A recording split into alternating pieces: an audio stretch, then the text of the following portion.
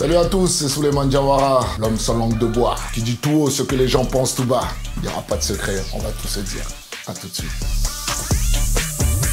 Je n'ai plus rien à voir avec le foot, à part de temps en temps avec des amis où on s'amuse, que ce soit avec le Variété ou la Team des Héros. Sinon, au niveau professionnel, je suis dans l'environnement, tout ce qui est recyclage, collecte d'ordures, tri sélectif, etc. J'étais en sélection, c'était en 2000, j'avais commencé en 2005, je me rappelle. J'étais avec Ibrahim Tal, un ancien joueur avec qui j'ai joué à Sochaux. Et avec Ibou, on tournait. Et sur la route, on voyait à chaque fois beaucoup de déchets. Et j'avais proposé à Ibou, est-ce que ça serait bien de mettre des camions poubelles pour améliorer le quotidien aussi du Sénégal. Et lui, il m'a regardé, il m'a dit, attends, non, t'es fou, ça doit être chaud quand même tout. On va faire un business plan et puis on verra comment ça va se passer. Et de fil en aiguille, on a commencé, je crois, avec 2 camions, on est monté jusqu'à 22. Et voilà, on s'est pris dedans. Je te jure que quand tu connais, tu kiffes, quoi. Tu montes dans les camions avec tes employés, tu t'amuses, quoi, en même temps, tu vois. Pourquoi pas un jour être le nouveau Louis Nicolin d'Afrique.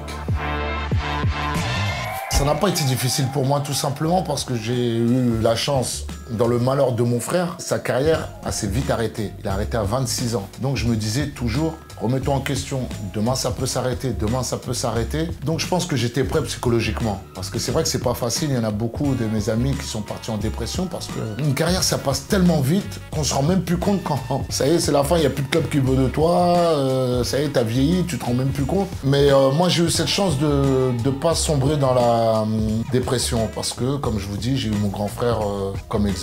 C'est une grosse épreuve, bien sûr, c'est une grosse épreuve, mais c'est pas facile. Toute ta vie, t'as fait que du football, du jour au lendemain, tout s'arrête, t'as pas fait d'études, tu sais rien faire d'autre que jouer au foot, tu vois ce que je veux dire? Malheureusement, c'est comme ça, c'est une nouvelle vie qui commence, faut faire une formation, je sais pas, tu vois ce que je veux dire? Moi, je parle toujours de moi, attention, moi, c'est quelque chose qui me passionnait, déjà l'environnement, parce que même quand je joue au foot, j'étais déjà dans ce milieu-là. Donc c'est pour ça que je vous dis, j'ai eu la chance aussi de pas avoir eu le temps d'avoir cette dépression. J'aurais pas pu être entraîneur, tu sais pourquoi? Parce que, tu sais, un jour, quand les remplaçants, ils boudent, aller le voir, le caresser, non, mais t'inquiète pas, tout ça, les états d'âme, gérer les états d'âme des uns et des autres, j'aurais pas pu être entraîneur. Juste pour ça, tu vois. Et puis c'est dur aussi, attention. Hein. Quand je parle avec mes amis qui sont devenus entraîneurs, ça n'a plus rien à voir. Et je me verrais pas dans ce milieu-là. J'aurais pas voulu avoir des gens comme moi m'entraîner parce que, tu sais, il faut pas croire, hein, il faut quelqu'un aussi qui te cadre parce que quand tu sors, attention, à l'époque, il fallait de temps en temps que le coach il vient, il te rentre dedans, même s'il comprend que tu avais besoin de certaines sorties pour être performant le week-end. Je parle pour moi, attention. Hein. Mais il faut recadrer parce que sinon, c'est la débandade un peu. Je pense que j'ai été apprécié, surtout sur le terrain. Je pense que si tu es bon sur le terrain, automatiquement, tu vois, entre guillemets, on va plus t'apprécier à l'extérieur que si c'était le contraire, tu vois. Et quand tu es bon, bah ouais, on me voit plus, on voit ma personnalité, on voit mon franc-parler, pardon. Et peut-être c'est ça qui plaît aussi, tu vois. Je suis moi-même. Je m'invente pas une vie, je suis pas là à mitonner aux gens. Attention, c'est pas facile ce que je dis, hein, d'être naturel dans ce milieu-là, parce que, encore, nous, on a eu la chance où il n'y avait pas autant de réseaux sociaux que maintenant. Mais c'est vrai que c'est pas facile, parce que il faut accepter les critiques, les gens qui t'insultent derrière. Mais moi, je le sais que c'est pas facile, mais maintenant, je suis comme ça, je vais pas changer pour plaire aux autres, tu vois ce que je veux dire? On m'appelait l'homme au gant noir, c'était en sélection qu'on m'appelait comme ça, l'homme au gant noir, parce que c'est vrai que j'aimais bien jouer avec des gants, tout simplement, mais tu sais, j'en ai entendu des fiertés des pas mûres, hein, comme quoi j'avais les doigts coupés, j'avais trop de bagues, alors qu'il y avait rien de tout ça, hein. C'était juste de la superstition, tu vois ce que je veux dire? C'est vrai que j'avais fait un match Coupe de France, je crois, c'était Le Havre, l'Olympique de Marseille. On perd, mais j'avais fait un bête de match. Et tu sais, les footballeurs, comment ils sont, ils gardent la même paire de crampons, ils essayent de mettre la même tenue qu'ils avaient mis, le même caleçon, les gants. Moi, c'était les gants, tu vois. Et c'est vrai que ça a commencé de là, cette histoire de gants. Certes, j'avais des bagues aussi, mais c'était pas par rapport aux bagues. C'était juste par superstition. J'avais fait un bon match Voilà, comme tous les sportifs, on a notre porte-bonheur, entre guillemets. Mais moi, j'ai laissé, tu sais, j'ai laissé planer le doute. Tout le monde croyait qu'il y avait un truc de fou. Parce que j'avais jamais dit que c'était pas superstition quand je joue au foot. C'est quand j'ai arrêté que j'ai tout sorti. Je les ai laissés parler. Oui, mais pourquoi tu joues avec des gants? Son marabout qui lui a dit de mettre des gants, des trucs. Je dis, voilà, c'est ça, c'est ça. Et les gens, ils me posaient toujours la question, tu vois. Quand on me pose la question, bah, tout simplement parce que j'ai fait. Question bête, réponse bête, non? Quand je suis arrivé à Bordeaux et j'ai été super nul. Et c'est vrai qu'au bout de 3 mois, Jean-Luc Gasset m'a convoqué, il m'a demandé qu'est-ce qui se passait. Et je lui ai expliqué qu'est-ce que j'avais changé, tu vois. J'arrive à Bordeaux dans un nouveau club avec Jean-Luc Gasset, Laurent Blanc, champion du monde, meilleur défenseur du monde. Et avec mon agent, on avait conclu que je vais être sérieux, je vais plus sortir, je vais plus rien faire. Je vais manger des haricots, des endives, tout le contraire de moi, tu vois ce que je veux dire. Et en fait, ça marchait pas.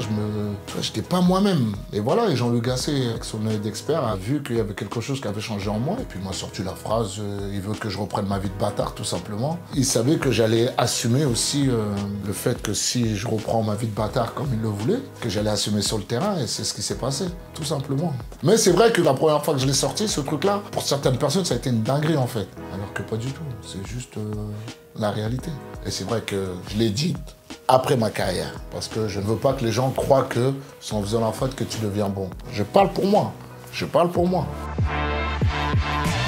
J'étais champion de Bordeaux et ils finissent 2e derrière nous. Et l'année d'après, j'ai eu la chance de signer à l'Olympique de Marseille. Et je pense qu'ils ont vu que je n'étais pas un tricheur. Je n'étais pas le plus technique, il n'y a pas de problème. Mais en tout cas, je faisais partie des gens qui en voulaient le plus et qui voulaient absolument mouiller le maillot à chaque match. Et c'est peut-être pour ça aussi que l'Olympique de Marseille et moi, ça a matché. Moi, j'ai eu la chance d'arriver, la première année que j'arrive, on est champion. Et ensuite, de remporter des titres, tu vois, au bout de 17 ans d'absence. Donc, pour moi, c'était le top. Et c'est peut-être aussi ça aussi qui a fait que je m'entends bien aussi avec les supporters de Marseille. L'action sur Cristiano Ronaldo, malheureusement aussi, je le blesse. C'est même pas calculé, tout ça. Tu sais, c'est... Certes, on s'est un peu chauffé sur le terrain, chose qui est normale. Tu sais, chaque match, tu te chauffes avec ton attaquant ou ton adversaire, tu vois. Mais c'était pas... Ah non, lui, il faut que je le soulève pour être considéré comme un bonhomme. Non, pas du tout, loin de là. Quand tu es sur le terrain, tu n'as même pas le temps de calculer.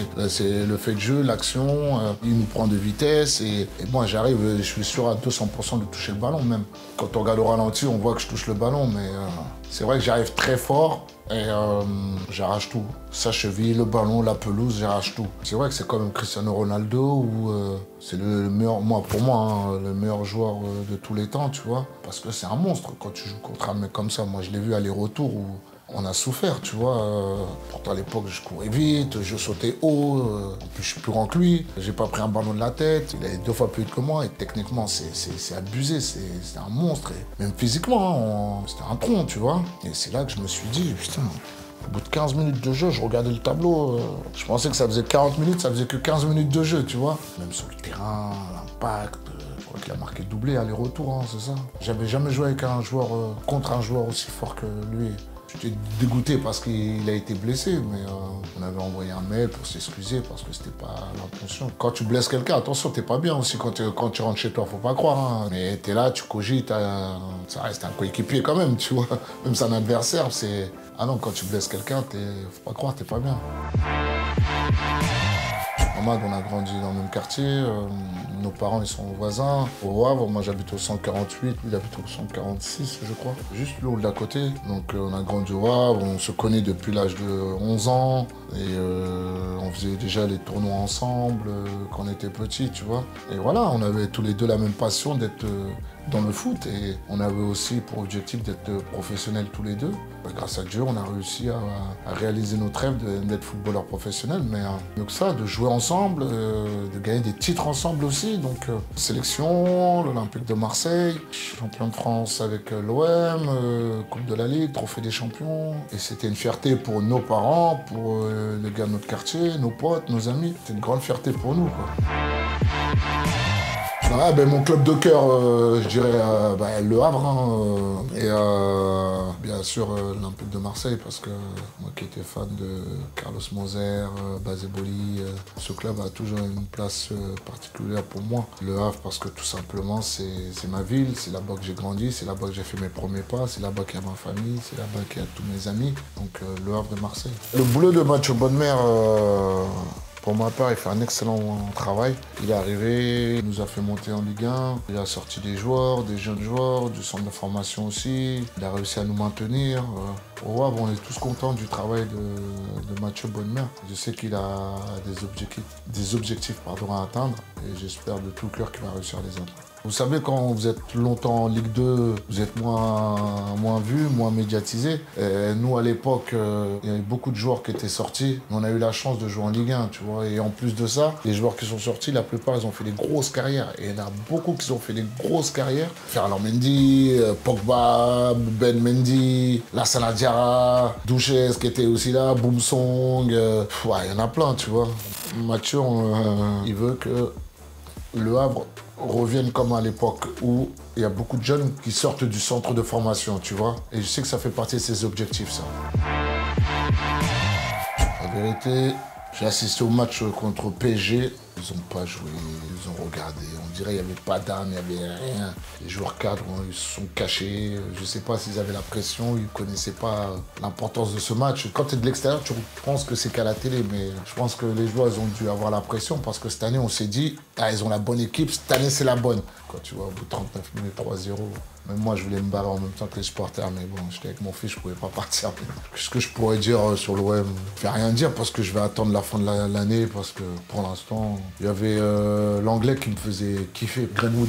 Quand tu regardes le foot, tu aimes le spectacle des gens qui sont... Voilà quoi, tu vois. Et là, tout le monde parlait de Balerdi. J'ai rien contre Balerdi, moi. Je le connaissais pas à part l'année dernière, tu vois. Moi, je m'attendais à... Quand on m'a dit capitaine, je sais pas, t'es capitaine, il y a des choses qui doivent pas passer, tu vois. Mon parcours avec l'équipe nationale, bilan 0. J'ai gagné 0 titre, donc nul. J'ai même pas fait de finale. J'ai fait quoi, une demi-finale. J'ai été éliminé 2 fois au premier tour, je crois, de la CAN. Ouais, non, nul. Mon bilan, je le trouve nul avec l'équipe nationale. Je suis arrivé de l'ancienne génération où ils ont fait des belles choses. Ils ont été première finale de la CAN, première participation à la Coupe du Monde. Et après, j'arrive, je reste jusqu'à la nouvelle génération, la génération dorée pour moi, parce qu'ils ont fait une finale, ils ont fait mieux que la génération 2002, où une CAN gagnée, 2 participations à la Coupe du Monde. Donc c'était la meilleure génération pour moi. Mais moi, je suis arrivé dans la génération bâtard, entre guillemets, tu vois. Mais c'est comme ça, c'est le foot. En tout cas, j'ai pris énormément de plaisir de porter les couleurs du Sénégal. Donc, il n'y a pas de regret, mais sportivement parlant, il n'y a pas de titre, donc nul. Selon où je suis le plus fier, je pense, c'est d'avoir réalisé mon rêve, ramener le contrat, la première fois le contrat professionnel à mes parents. J'ai vu ma mère presque en larmes parce qu'elle était fière, tu vois, et qui ne pensait pas que j'allais réussir, parce que c'est toujours difficile quand vous avez un grand frère qui est professionnel, de marcher sur ses traces, tu vois. Et on va dire la deuxième, je crois qu'aussi, quand j'ai porté la première fois le maillot du Sénégal. C'était une fierté pour ma famille, mes parents surtout, et ma famille là-bas. Je me suis dit, ah ouais. Je me rendais pas compte encore la valeur du drapeau, tu vois. C'est quand je suis arrivé pour la première fois avec l'équipe nationale et quand ma famille a vu mon nom sur la liste, où ma grand-mère qui était en pleurs. Et quand tu arrives au Sénégal, tu vois la foule, les escortes qui disent pour aller voir ta grand-mère, tu as au moins 10 policiers qui t'accompagnent. Tu vois, c'est une petite fierté même pour eux, tu vois. Bon, après, il y a plein de choses, hein, je me dis. Même, quand la première fois, ils viennent au Stade de France avec Sochaux, quand on gagne ma première Coupe de la Ligue. Mes frères, mes sœurs, on n'a jamais été au Stade de France, ils n'ont jamais été. Mais moi, j'avais jamais été au Stade de France. Ce stade mythique, tu vois. Et en plus de ça, j'ai la chance d'avoir gagné le titre. Donc ça aussi, c'était une fierté. Mais il y a tellement de choses quand tu joues au foot dont tu es fier. Et tu sais que ta famille est fière de toi aussi.